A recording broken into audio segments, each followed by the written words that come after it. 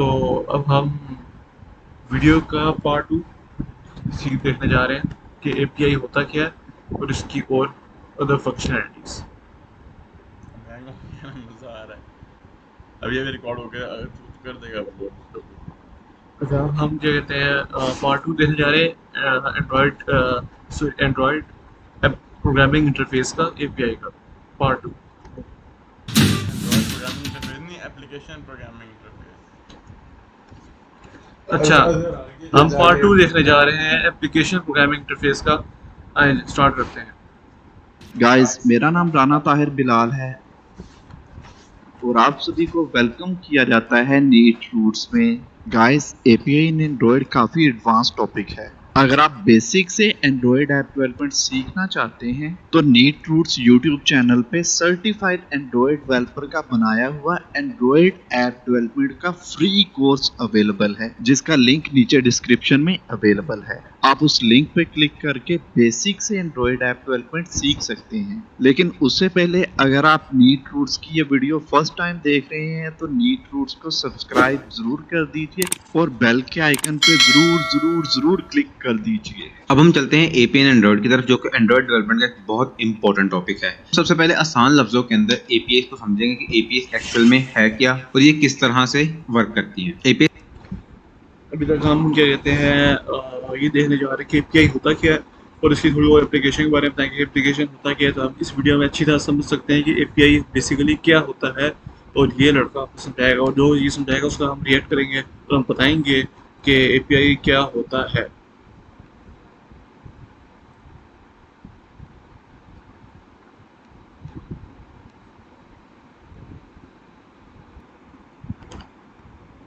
अच्छा, जितना मुझे पता है कि एपीआई क्या होता है, एपीआई जो मेरा लिहाज से वो ये होता है कि अगर आप ये देखें कि ये एक यूज़र है और बीच में एपीआई होता है और फिर बाद में वेब सर्वर होता है। वेब सर्वर के अंदर डेटाबेस होता है, ठीक है। जो चीज़ मुझे पता है वो ये पता है कि जब यूज़र डायरेक्टली इंटरेक्ट नहीं करता वेब सर्वर के थ्रू, मतलब कि यूज़र जो है, जो बंदा मोबाइल यूज़ कर रहा है, वो जो भी चीज़ इंटरनेट पर देखता है वो डायरेक्टली इंटरनेट डेटाबेस के थ्रू नहीं करता। मतलब कि अगर यूज़र है वो गूगल को क्रोम यूज़ करता है या मतलब कि कोई फेसबुक यूज़ करता है या कोई ऐसी एप्लीकेशन, प्योर एप्लीकेशन यूज़ कर रहा है जो उसकी अपनी एप्लीकेशन नहीं है, वो दूसरों की एप्लीकेशन है, ठीक है। उसने एक अपनी वो दूसरी एप्लीकेशन इस्तेमाल कर रहा है और वो एप्लीकेशन जो है वो डायरेक्टली इंटरेक्ट नहीं कर रही डाटा बेस से। मिसाल के तौर पर एक एप्लीकेशन है, फूड पांडा की मिसाल लेते हैं। जब भी फूड पांडा का लड़का आपके घर आता है तो आप उसका गूगल मैप की लोकेशन ट्रैक कर रहे होते हैं कि वो कहाँ तक पहुँचा है। जब आप उसकी लोकेशन ट्रैक करते हैं तो कभी आप फूड पांडा जो है वो डायरेक्टली इंटरेक्ट नहीं होता गूगल मैप के थ्रू, वो एपीआई के थ्रू इंटरेक्ट होता है, एपीआई से गुजर कर डेटाबेस से जाता है।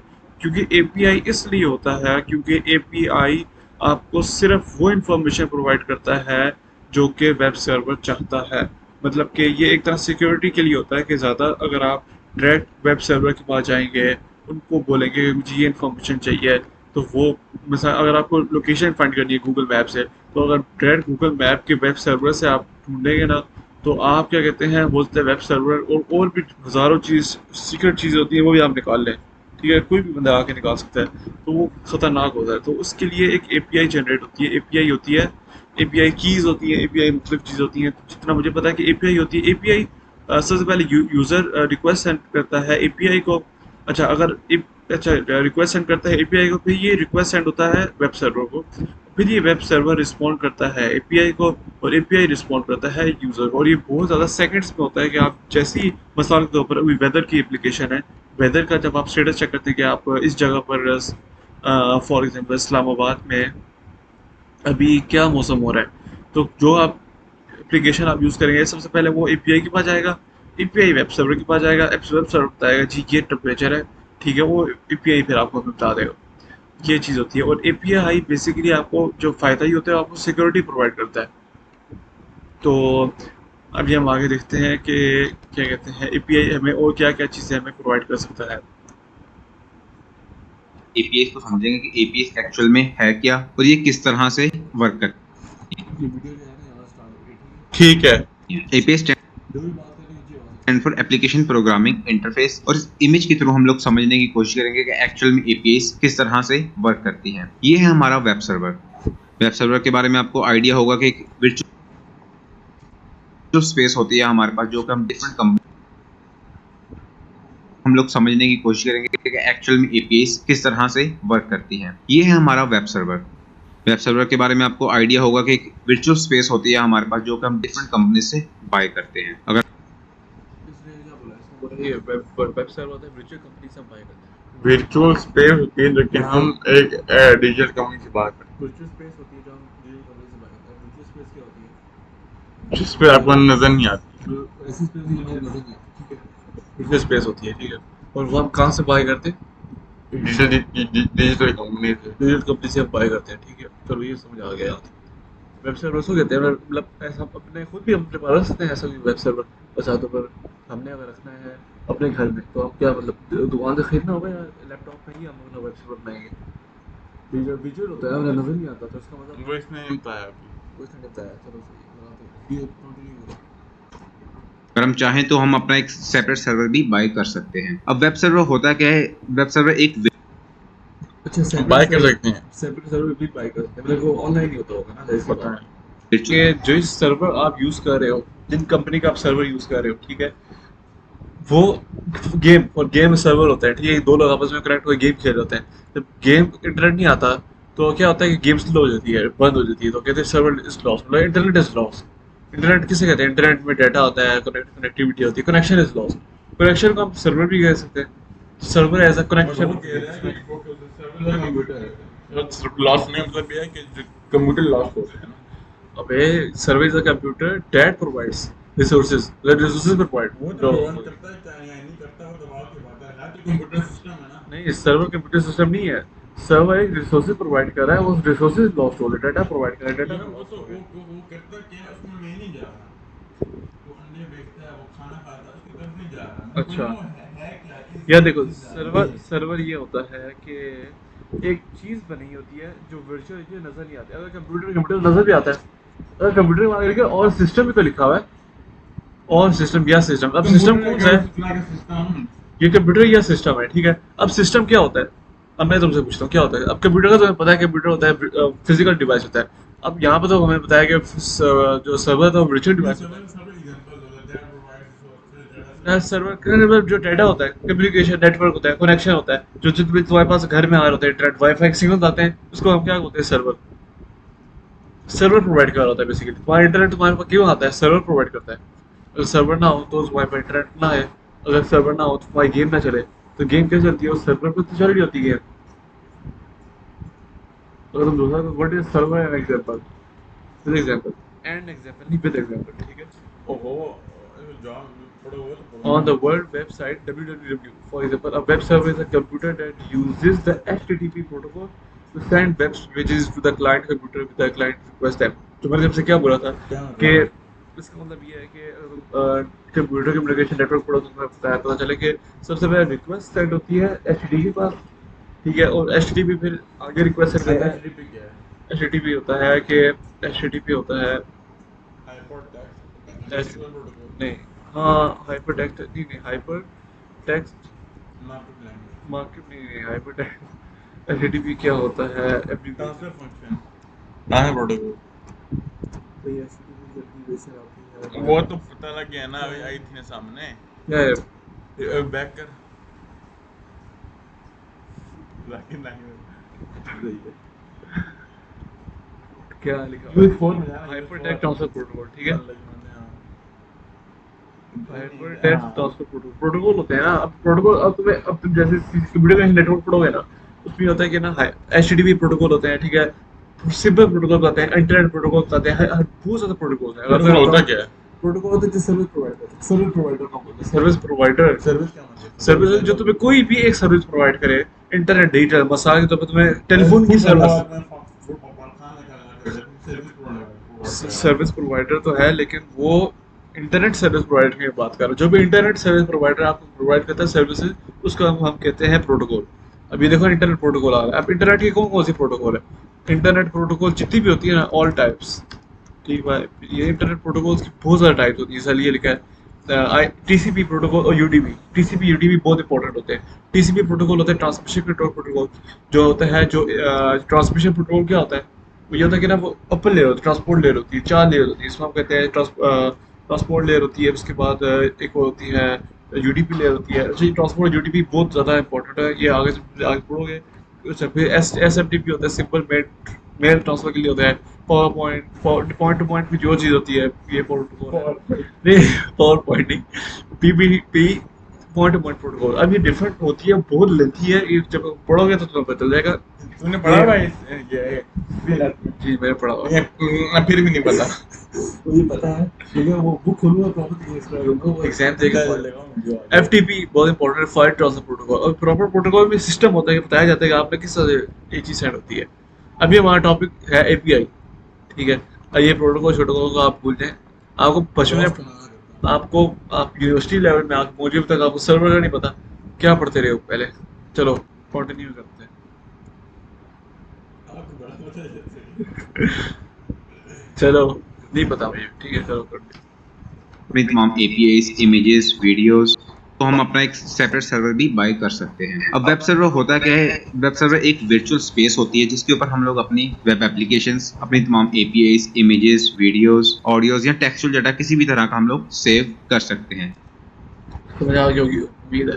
वेब सर्वर होते हैं जहाँ आप टेक्स्ट, ठीक है, वीडियो,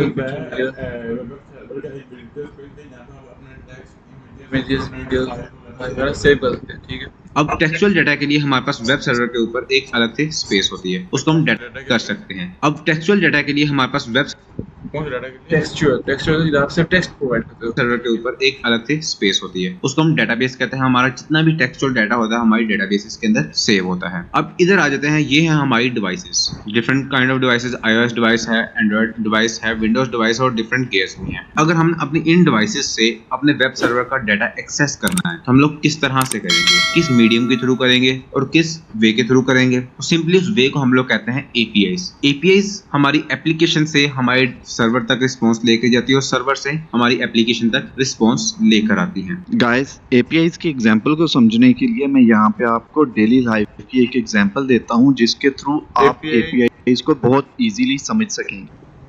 गाइस, जब आप किसी की शादी को अटेंड करने के लिए जाते हैं तो आपको किसी न किसी हॉल के अंदर बिठाया जाता है। वहाँ पे रिस्पॉन्स लेके जाती है और सर्वर है APIs। APIs हमारी एप्लीकेशन से हमारे सर्वर तक रिस्पॉन्स लेके जाती है और सर्वर से हमारी एप्लीकेशन तक रिस्पॉन्स लेकर आती है। रिस्पॉन्स लेके जाती है, इसमें थोड़ा सा होता है। जैसे बताना चाह रहा था कि ये रिक्वेस्ट होता है, पहले यूजर रिक्वेस्ट करता है API को, API रिक्वेस्ट करता है। नहीं, मैं ये नहीं बताना चाह रहा, मैं बताना चाह रहा हूँ कि एक चीज़ उसने गलत थोड़ी सी बता दी, बाई मिस्टेक ही हो गई होगी, एक्सप्लेनेशन में होती है गलतियाँ। तो यूज़र रिक्वेस्ट करता है API को, फिर API रिक्वेस्ट करता है वेब सर्वर, फिर ऑन द रिस्पॉन्स ये वेब सर्वर रिस्पॉन्स देता है API को और API रिस्पॉन्स, ये यूज़र वेब सर्वर रिक्वेस्ट नहीं करता कभी किसी से, वेब सर्वर अपना वो रिस्पॉन्स करता है बेसिकली API को। वेब सर्वर किसी रिक्वेस्ट से वेब सर्वर के साथ डाटा बना हुआ है, वो डेटाबेस भी नहीं करता, डेटाबेस वेब सर्वर के अंदर ही होता है ना। ये देखो सर्वर बना हुआ है ताकि इसके अंदर ही होता है सारा, वेब सर्वर में डेटाबेस होता है। माय नेम इज दिस, ये वेब सर्वर में पड़ा है और इसने बोला टेक्सचुअल डाटा जो होता है वो कहाँ होता है, वेब सर्वर में होता है। हाँ, वेब सर्वर में टेक्सचुअल डाटा, वो टेक्सचुअल डाटा किस फॉर्म में होता है, डेटाबेस की फॉर्म में होता है, तो उसके अंदर ही आ गया ना। वेब सर्वर API के अंदर ही होती है, इन दोनों के दरमियान में होती है, इन दोनों के दरमियान में होती है API नहीं। API को समझने के लिए मैं यहाँ पे आपको डेली लाइफ की एक एग्जांपल देता हूँ जिसके थ्रू आप APIs को बहुत इजीली समझ सकेंगे। गाइस, जब आप किसी की शादी को अटेंड करने के लिए जाते हैं तो आपको किसी न किसी हॉल के अंदर बिठाया जाता है। वहाँ पे टेबल्स लगे होती हैं, चेयर्स लगी होती हैं और खाना खाने के लिए डिशेस और काफ़ी चीज़ें पड़ी होती हैं। तो जहाँ पे आपको बिठाया गया है उस हॉल को आप एप्लीकेशंस बोल सकते हैं। हॉल को हम एप्लीकेशंस इसलिए बोलेंगे क्योंकि हॉल के अंदर सभी चीज़ें अच्छे से ऑर्गेनाइज की होती हैं और बहुत अच्छी तरीके से रखी गई होती हैं। सेम एप्लीकेशन के यूज़र इंटरफेस भी काफ़ी अच्छे बने होते हैं एप्लीकेशन कोई भी हो सकती है, iOS भी हो सकती है, एंड्रॉयड भी हो सकती है, डेस्कटॉप की भी एप्लीकेशन हो सकती है और किसी गैजेट के लिए भी एप्लीकेशन हो सकती है। मेन चीज शादी के अंदर होता है खाना, क्योंकि उसी के लिए ही सभी लोग वहां पे गए होते हैं। खाना हॉल से थोड़ा सा सेपरेट जगह पे बन रहा होता है, थोड़ा सा हॉल से हट के बन रहा होता है। तो जिस जगह पे खाना बन रहा होता है उसको हम बोलेंगे सर्वर, क्योंकि सर्वर के पास सारे का सारा डाटा, खाना पक गया है, रेडी हो गया है, तो अब खाना शादी हाल के अंदर जाएगा। तो उसके लिए हम किसी न किसी मीडियम को यूज करेंगे, तो उसके लिए हम यहाँ पे वेटर्स को यूज करेंगे।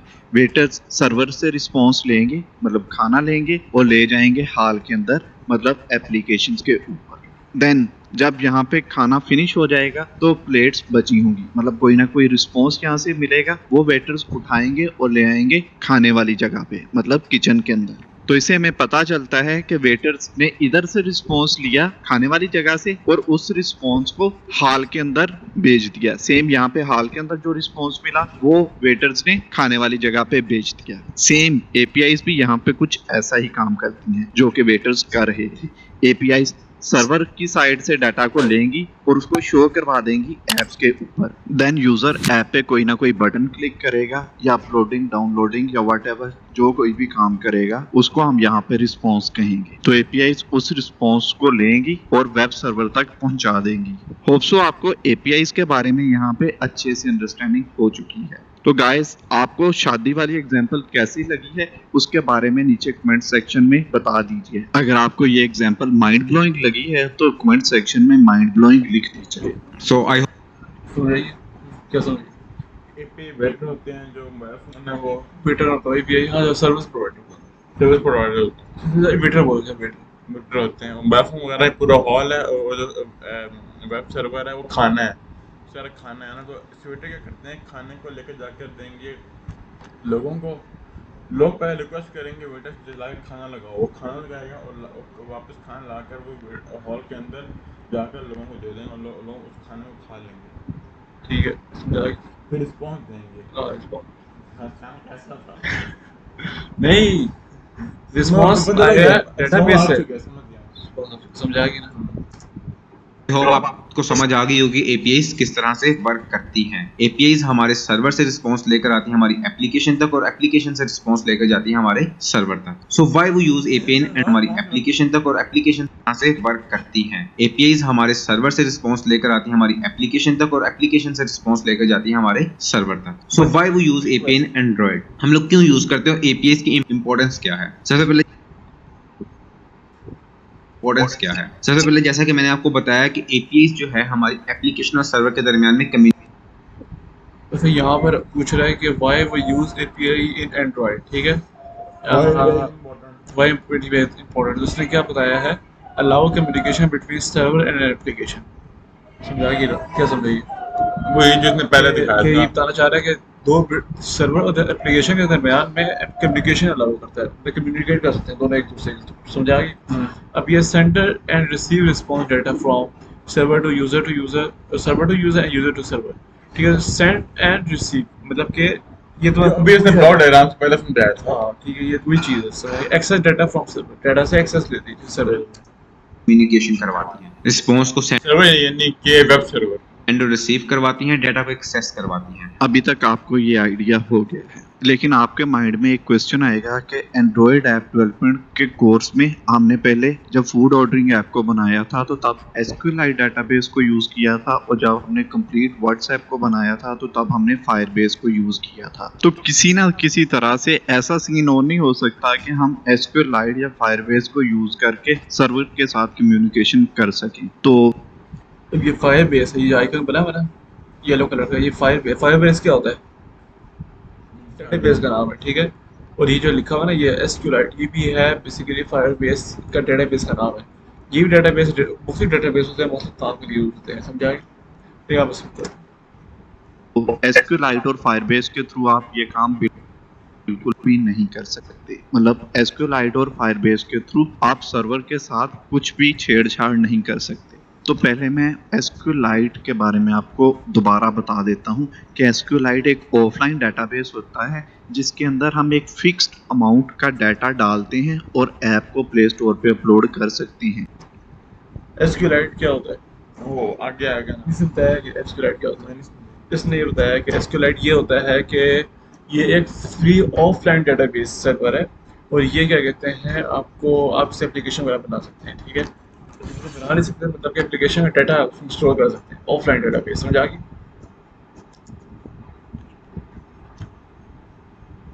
और अगर SQLite हम यूज कर रहे हैं तो ऐप के अंदर हम अगर कोई चेंजिंग वगैरह करते हैं तो जब हम ऐप को अनइंस्टॉल करते हैं तो वो सारे का सारा डाटा डिलीट हो जाता है। समझ आ गया ना। मतलब कि जैसे आप कोई एप्लीकेशन बनाई है, उसमें जो डाटा हमने डाला है वो डाटा कहाँ स्टोर होगा, डेटाबेस में, ठीक है। और डेटाबेस को कौन सा नाम है इसका, डेटाबेस का नाम SQLite, ठीक है। और ये कौन सा डेटाबेस होता है, ऑफलाइन डेटाबेस, ठीक है, ऑनलाइन नहीं होता, ठीक है। SQLite क्या होता है, मुख्तलिफ डेटाबेस होते हैं ना, तो ये ऑफलाइन डेटाबेस है एग्जैक्टली। और जैसे ही आप इसको क्या कहते हैं, आप वो करते हो, क्या कहते हैं आप इसको, आप जैसे ही आप इसको अनइंस्टॉल करते हो तो जितना डाटा होता है वो सारा हो जाता है, डिलीट हो जाता है। ये ऑफलाइन है, ऑनलाइन होता है तो वो हो जाता है, वो कर देता है। ज़्यादा समझा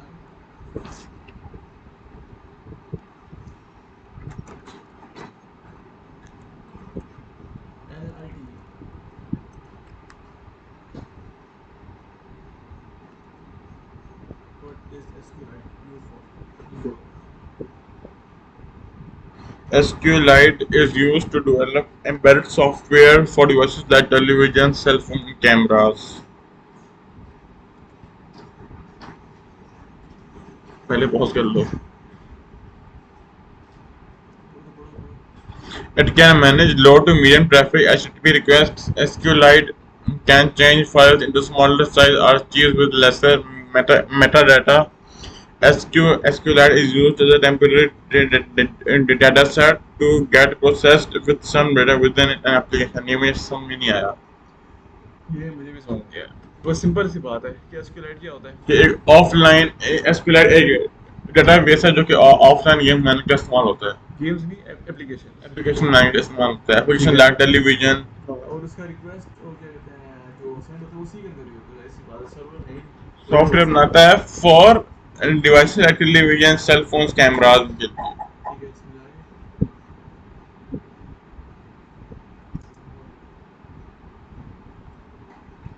हम ऐप को अनइंस्टॉल करते हैं तो वो सारे का सारा डाटा डिलीट हो जाता है। SQLite ऑफलाइन होने की वजह से हम SQLite डेटाबेस को एक वक्त में मल्टीपल ऐप्स के साथ भी कनेक्ट नहीं कर सकते। अगर हमें फिक्स्ड अमाउंट का डाटा यूजर को शो करवाना है तब हम SQLite को यूज कर सकते हैं, नहीं तो ठीक है। अमाउंट का डाटा यूजर को शो करवाना है तब हम SQLite को यूज कर सकते हैं, नहीं तो किसी और सिनेरियो में हम SQLite को बिल्कुल भी यूज नहीं कर सकते। और ना ही SQLite पे रन टाइम डाटा को हम अपडेट कर सकते हैं। अगर समहाउ हम एक ही SQLite फाइल को या एक ही डेटाबेस को iOS, एंड्रॉयड और वेबसाइट के साथ यूज कर लेते हैं तो ये एक बहुत ही बुरी प्रैक्टिस है और इसके बहुत ज्यादा ड्रॉबैक्स हैं। तो गाइस यहाँ पे हम एक छोटी सी एग्जांपल लेने की कोशिश, फिक्स्ड अमाउंट का डाटा यूजर को शो करवाना है तब हम SQLite को यूज कर सकते हैं। मतलब फिक्स अमाउंट डेटा यूजर को शो करवाना है, ठीक है। फॉर एग्जांपल अगर यूजर सर्च करता है फूड, तो वही फूड आएगा जो आपने गिव डाटा आपने गिव डाला होगा, ठीक है। वो ज़्यादा डाटा नहीं आएगा, समझ आएगी ना। नहीं तो किसी और सिनेरियो में हम SQLite को बिल्कुल भी यूज नहीं कर सकते। और ना ही SQLite पे रन टाइम डाटा को हम अपडेट कर सकते हैं। अगर समहाउ हम एक ही SQLite मतलब कि रन टाइम डाटा को हम कभी भी अपडेट नहीं कर सकते SQLite में। SQLite डाटा मतलब कि अगर फॉर एग्जांपल हमने कोई डाटा अपडेट कर दिया, अपडेट मतलब कि चेंज नहीं कर सकते उसको, ठीक है। बाकी जो डाटा हमने SQLite में दे दिया, उसको जब एप्लीकेशन रन बन गई एप्लीकेशन, उसके बाद हम उस एप्लीकेशन को चेंज करके उसको दोबारा कोई उसके लिए डाटा जो डेटाबेस में लिखा हुआ है, किसी का नाम लिखा हुआ है, उस नाम को चेंज करिए, किसी फ्रूट का नाम लिख दें, तो वो हम नहीं कर सकते। फाइल को या एक ही डेटाबेस को iOS, एंड्रॉयड और वेबसाइट के साथ यूज कर लेते हैं तो ये एक बहुत ही बुरी प्रैक्टिस है और इसके बहुत ज्यादा ड्रॉबैक्स हैं। तो गाइस यहाँ पे हम एक छोटी सी एग्जांपल लेने की कोशिश करते हैं कि अगर फेसबुक SQLite पे बना हो तो यूजर बीच में लॉगिन हो गया है तो उसको अपनी पोस्ट के अलावा दूसरी किसी पर्सन की भी पोस्ट नजर नहीं आएगी। अगर वो पोस्ट कोई भी अपनी अपडेट करता है तो वो सिर्फ खुद ही देख सकता है और उसको कोई भी पर्सन नहीं देख सकेगा। मतलब ये है कि इस बंदे ने क्या बोला कुछ समझाओ। चलो मैं दोबारा और अब बिल्ड करता है तो उसी बंदे को शो होगा कि तो ऐसे मतलब ऑफलाइन है तो ऐसे लाइट है। तो इससे हमें पता चलता है कि जहाँ पे हमने बड़े बड़े सिस्टम बनाने होते हैं, बड़ी एप्स बनानी होती हैं, तो वहाँ पे हम SQLite को तो बिल्कुल भी यूज़ नहीं कर सकते, क्योंकि जब हम कोई बड़ा सिस्टम बनाते हैं, कोई बड़ा सोशल नेटवर्क बनाते हैं, तो उसके लिए हमें वेबसाइट भी चाहिए होती है, एंड्रॉयड ऐप भी चाहिए होती है, iOS ऐप भी चाहिए होती है और डेस्कटॉप ऐप भी चाहिए होती है। देन फायरबेस की अगर हम बात करते हैं, तो फायरबेस के अंदर भी हम एक लिमिटेड टाइम तक डाटा को अपलोड या डाउनलोड कर सकते हैं। अगर उस लिमिट को हमने क्रॉस किया तो फायरबेस हमसे चार्ज करेगा। अगर हम सिंपली एक एंड्रॉयड ऐप को फायरबेस के थ्रू मैनेज कर रहे हैं, तब तो हमसे फायरबेस कोई पैसा चार्ज नहीं करेगा। जब एक ऐप 4 डिफरेंट प्लेटफॉर्म्स पे बनी होगी, उसका यूजर भी काफी ज्यादा होगा, तो डेफिनेटली तब फायरबेस की लिमिट क्रॉस हो जाएगी, देन फायरबेस हमसे पैसे चार्ज करना स्टार्ट कर देगा। लेकिन जब आपने पैसे पे करने हैं, तो इसके लिए बेटर होता है कि हम अपना Want your business email to be Gmail? Get Google Workspace from Hostinger. It's more than just a domain base. कि हम अपना सर्वर अच्छा इसने क्या बताया? इसने बताया ये है कि जो फायरबेस है, डाटाबेस जो है फायरबेस डाटाबेस, वो उस हाँ फायरबेस डाटाबेस का नाम है बेसिकली, ठीक है। जब यूज़र जो है वो जब इंफॉर्मेशन हाँ अब ये फायरबेस के बारे में बता रहे हैं कि अगर क्या कहते हैं जो यूज़र है वो जब फायरबेस से डाटा लेता है, ठीक है, तो एक लिमिट तक डाटा लेना चाहे तो ले सकता है, ठीक है। अगर उससे ज़्यादा लेना चाहे ना डाटा, ठीक है, तो उससे क्या करता है फायरबेस चार्ज करता है, कहते हैं पैसे दो फिर देते हैं वो डाटा, ठीक है। इसी तरह जब ज़्यादा यूज़र्स होते हैं, ठीक है, बहुत ज़्यादा यूज़र्स होते हैं, व्हाट्सएप हो गया, कोई दुनिया के बड़े बड़े एप्लीकेशन होती हैं, ठीक है, उसमें ये होता है कि अगर कोई यूज़र ज़्यादा हो, ठीक है, तो इस एप्लीकेशन ज़्यादा यूज़ होती है, ठीक है, ज़्यादा यूज़र होते हैं तो ज़्यादा जो इन्फॉर्मेशन मांगते हैं, ठीक है। तो फायरबेस जो है ना वो उस यूज़र जब ज़्यादा होती है, लिमिट क्रॉस हो जाती है, तो फायरबेस डाटाबेस क्या करता है कि वो कहता है भाई मुझे आप पैसे दो, फिर मैं आपको लिमिट एक्सीड करूँगा। लिमिट एक्सीड का मतलब ज़्यादा आपको इन्फॉर्मेशन दूंगा डाटाबेस के अंदर से, ठीक है, समझा गया। और फायरबेस क्या चीज़ है बेसिकली? फायरबेस बेसिकली हाँ डाटाबेस है, ठीक है, डाटाबेस आपने पैसे पे करने हैं, तो इसके लिए बेटर होता है कि हम अपना सर्वर बाय कर लें। गाइस, अगर आपका अपना बिजनेस है या आपके क्लाइंट का अपना बिजनेस है, तो उसका डाटा काफ़ी ज़्यादा होगा। फॉर एग्जांपल अगर उसकी सोशल मीडिया ऐप है, तो वहाँ पे काफ़ी ज़्यादा पोस्ट होंगी, काफ़ी ज़्यादा पिक्चर्स होंगी और काफ़ी ज़्यादा यूजर्स का डाटा होगा, तो वहाँ पे हमें सर्वर को बाय करना ही पड़ता है। सर्वर हम डिफरेंट कंपनी से बाय कर सकते हैं। सर्वर के अंदर भी हमारे पास डिफरेंट ऑप्शंस होते हैं। एक तो ये होता है कि किसी एग्जिस्टिंग सर्वर के अंदर हम शेयर्ड होस्टिंग ले लें और डिफरेंट कंपनी से आप ये सर्वर बाय कर सकते हैं। क्या समझाया? अच्छा इसमें ये समझ आया बेसिकली कि ना कि हम क्या कहते हैं जो डिफरेंट सर्वर से हम क्या कहते हैं सर्वर बाय करते हैं और डिफरेंट कंपनी से हम सर्वर बाय करते हैं, ठीक है। अब तो क्या समझाया? अच्छा डिफरेंट कंपनी से हम क्या करते हैं सर्वर बाय करते हैं, ठीक है ना। और सर्वर बाय करने का क्या होता है ये कि हमें सर्वर के हमें सामान खरीदता है सर्वर को, और सर्वर जब बाय करते हैं डिफरेंट कंपनी से, तो हमें और भी हमें फ़ायदे होते हैं उसके लिए। और डिफरेंट पैकेजेस के आपको सर्वर मिल जाते हैं। डिफरेंट पैकेजेस के आपको सर्वर मिलते हैं क्या? डिफरेंट पैकेज होता है कि ना जो है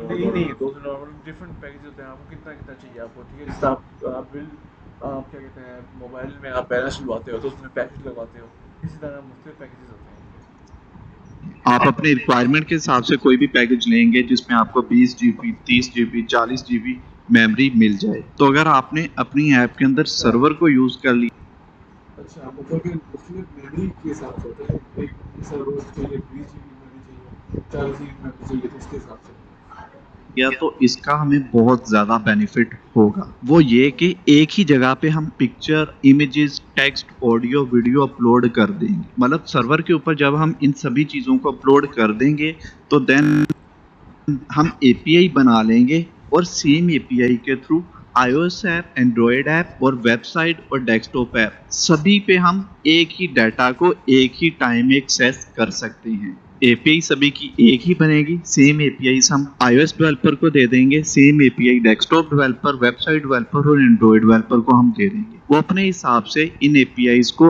ऐप के अंदर यूज करेंगे। और अच्छा, अब ये हुआ है फिलहाल, बात सुनो। अब होता ये है कि जैसे ही आप कहते हैं, फॉर एग्जाम्पल आपने कोई वीडियोस अपलोड करनी है, ठीक है, आप सर्वर में अपलोड करते हैं 10 वीडियोस, ठीक है, सर्वर की लिमिट है 10 वीडियोस की अपलोड करने की। जैसे आप वीडियो अपलोड करते हैं उसके बाद क्या होता है कि ना, वो आपसे क्या कहते हैं लिमिट, जब तक आपकी लिमिट है तब तक आप क्या कहते हैं आप उसमें इतना जीबी का आप वीडियोस अपलोड कर सकते हो। जैसे ही 10 वीडियोस के ऊपर होगा तो सर्वर कहेगा पे करो, फिर उसके बाद आप क्या कहते हैं एक्स्ट्रा चीज़ अपलोड कर सकते हो। मिसाल के तौर पर फाइल कोई भी डाटाबेस हो, कोई भी। अच्छा, फॉर एग्जांपल अगर आप देखें कि कभी आपने देखा होगा कि कोई एप्लीकेशन होती है कि जिसमें वीडियोस पड़ी होती हैं, ठीक है, वीडियो जैसे हम वीडियो ओपन करते हैं तो आपको वीडियो शो हो रही होती है बेसिकली। तो ऐसे ही होता है ना कि होता ये कि आपको क्या शो हो रही थी, वीडियो शो हो रही होती है। वीडियो जो है ना वो जितनी आपको डाटा लेती है ना, जो पिक्चर्स आपकी जितनी डाटा ले रही होती हैं, वो उसी रिक्वायरमेंट के मुताबिक होता है। अगर आप चाहते हो कि ज़्यादा डाटा आप उसमें डालना चाहते हो तो उसके लिए आपको ज़्यादा चाहिए होता है, ज़्यादा आपको सर्वर बाय करना होता है, और ताकि आप उसमें कहते हैं ज़्यादा डाटा शेयर कर सकें। और हमारी ऐप कनेक्ट हो जाएगी सर्वर के साथ, और रन टाइम हमारा डाटा अपडेट होता रहेगा, सर्वर से हमें रिस्पॉन्स आता रहेगा और हमारी ऐप से रिस्पॉन्स सर्वर तक जाता रहेगा। अगर आप बड़ी बड़ी कंपनीज को देखते हैं तो इनके भी अपने सर्वर होते हैं। अगर हम फेसबुक की बात करते हैं तो फेसबुक का भी अपना सर्वर है, और सेम सर्वर से फेसबुक की desktop app, Android app, iOS app और वेबसाइट पे डाटा अपडेट होता है। उसके लिए हम प्रोफाइल पिक्चर अपलोड का सिनेरियो लेते हैं। लेट्स सपोज आप अपने एंड्रॉइड फोन से फेसबुक की एंड्रॉइड ऐप यूज कर रहे हो, तो वहां पे आप अपनी प्रोफाइल में जाओगे और अपनी प्रोफाइल पिक्चर को अपडेट कर दोगे। जैसे ही आपने प्रोफाइल पिक्चर को अपडेट किया है तो एपीआई के थ्रू रिस्पॉन्स जाएगा सर्वर में, और वहां पे भी पिक्चर आपकी चेंज हो जाएगी। जैसे ही सर्वर के अंदर पिक्चर आपकी अपडेट होगी तो वेबसाइट, डेस्कटॉप और आईफोन यूजर भी चेंज्ड प्रोफाइल पिक्चर को देख सकेंगे। तो सिंपली सर्वर में एक जगह पे चेंजिंग होगी, और वो चेंजिंग बाकी जितने भी प्लेटफॉर्म के यूजर्स हैं उनको भी वो चेंजिंग शो हो जाएगी। तो ये वाला काम यहाँ पे एपीआई के थ्रू हो रहा है। तो ये सारे का सारा काम बहुत क्विकली होता है। तो अब आपको पता चल गया कि हम सर्वर पे डाटा क्यों रखते हैं और उसको क्यों अपनी ऐप के अंदर यूज करते हैं, और एपीआईज की इंपॉर्टेंस के बारे में भी अब आपको अच्छे से आइडिया हो गया है। और अब आपको ये भी पता चल गया है कि हम एपीआई को एंड्रॉइड ऐप डेवलपमेंट में क्यों यूज करते हैं। तो इसीलिए एक अच्छे एंड्रॉइड डेवलपर को एपीआई के बारे में अच्छे से अंडरस्टैंडिंग होनी चाहिए, और उसे एपीआईज को अच्छे से यूज करना भी आना चाहिए।